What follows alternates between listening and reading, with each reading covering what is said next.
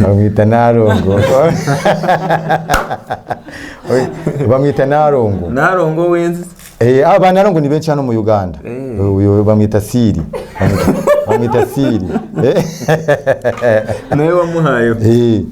Ubura hari abantu nashitanze nahangaha bafite ibishanga ariko batazi no kubihinga.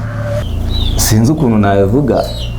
Ndumva mu Rwanda ikintu kiriyo cyangwa se ku bantu benshi bazi ku Rwanda. Umubyeyi wacu uri hano abana yifuza kubyara, ndatekereza yuko mu Rwanda nta muntu ujye ubitekereza. Nta nubwo bibaho nge ndumva ahubwo binanunguye. Iwacu nzi ko umuntu ufite abana benshi cyane, byibuze benshi, abafite 4 yaba yararengeje umubare baba ari nka 5 bitewe n'ubushobozi afite. Ariko umubyeyi turi kumwe hano waravuze ati atabyaye abana 16 agacaga higo ka papa wabyaye abana 13 akarenza akamukuba kanga akamukubita abandi 3 binyongera. Nta n'ikintu waza umubwira. Ese inama yo mu Rwanda yo bazanye yo kuba babyara abana bakubwira ati byara abana bushoboye korera, iyo uyitekerezaho iki, uyivugaho iki? Nyine hari ikintu nshimira perezida w'u Rwanda. Icyo kintu cyumushimira wowe. Nge ndamushima cyane. Buriya perezida w'u Rwanda ni umuntu utekereza kandi agatekerereza abanyarwanda be. Mu Rwanda nta kuntu wabyara abana 16 ngo ushobore kubarera, bitewe nuko amafunguro yo kuba ibyo kubaha ntibiboneka.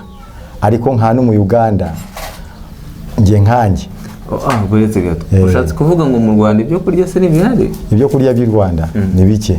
Uravugisha ukuri? Ni bikeya. Wigeze uheruka yo rya? Ikiro cy'ibirayi mu Rwanda kiri muri 200. 200? Ubu kiri mu bantu bankurikiranye ndumva mubizi, ubu kiri nko muri 700 gutyo 500. Nge navuye i Rwanda ikiro cy'ibirayi kiri kuri 200. 200 yo mu Rwanda. Umuhinzi wo mu Rwanda ahingira ngahe?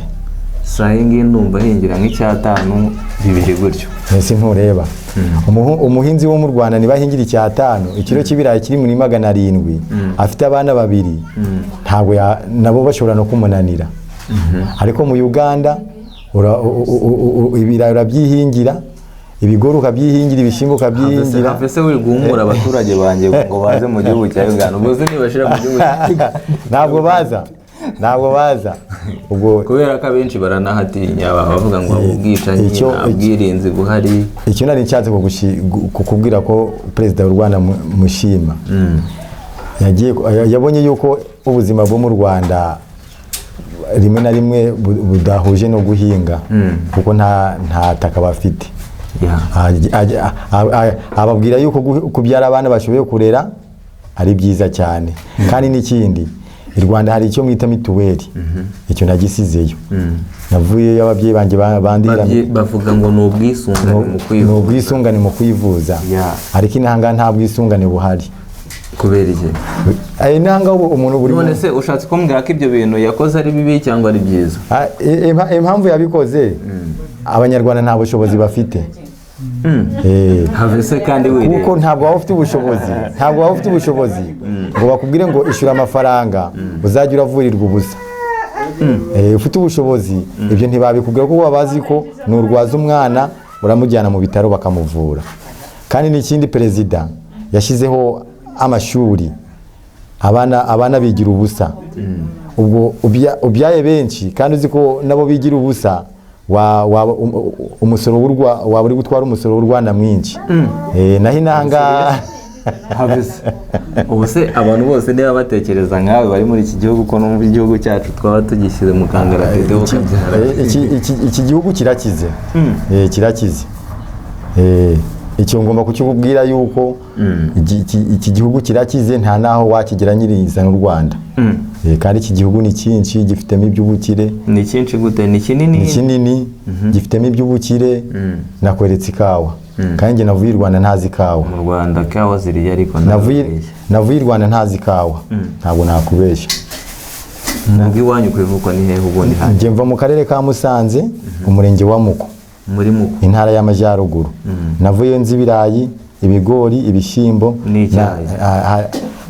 Si bahinga y'icyayi naho ngibyo navuye ntabizi, ahubwo n'ikindi kintu narinzi nabonagamo ifaranga, nari umuhinzi w'inyanya n'amateke bita bwayizi. Inaharahaba kuko ndayahinga. Bivuze ngo none uyu munsi uraza kumpa yo gucyura amateke ndayahinga. Mfite n'inshuti zanjye izo nkunze guhura abo nasanze n'ahangaha nabo baranyumva hano yaje muha ku iteke rya bwayisi akiriraho. Avuga ati rwose uyu mwana n'uwahinze mu Rwanda. Bamwita Narongo. Bamwita Narongo. Narongo wenze? Aba Narongo ni benshi hano mu Uganda. Bamwita Siri. Bamwita Siri. Nawe wamuhayo? Ubura hari abantu nasanze n'ahangaha bafite ibishanga ariko batazi no kubihinga. Muri make waranabigishije uko bigomba gukora. Wabihinga icyo wejejemo akaza ukamuha akaryaho. Urumva ibyo bivuga ngo byara abana benshi n'ahangaha, hari ukuntu babyara ushobora no kuba warabareberera bitari i Rwanda. Ariko si wacu ko ibintu byo guhinga atari byo dushingiyeho cyane, twe dushingiye saa ngiyi uko nabibonye mu Rwanda bashingiye ku kintu bita kwiga. Ikaramu nishobora kukubesha, ariko inaha niba mu byaro by'inaha bitandukanye, abavuye hakurya iriya bakaza n'ahangaha kwiga. Wagarukiye mu kangahe? Njye nagarukiye mu wa gatatu segonderi. Nakoze turokome w'i Rwanda.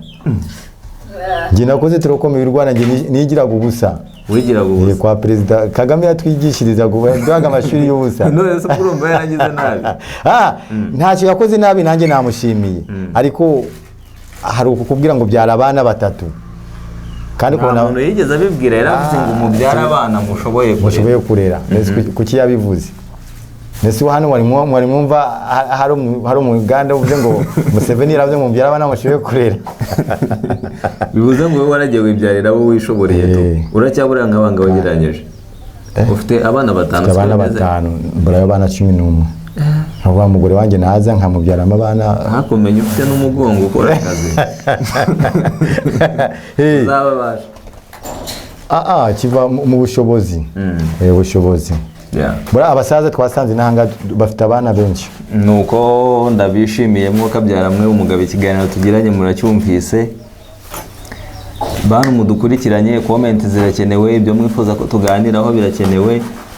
Inshuti zanjye zingurikirana, umugabo reka tumureka agende, n'undi munsi tuzahura tube twakora ikiganiro. Ariko waretse ngasuhuza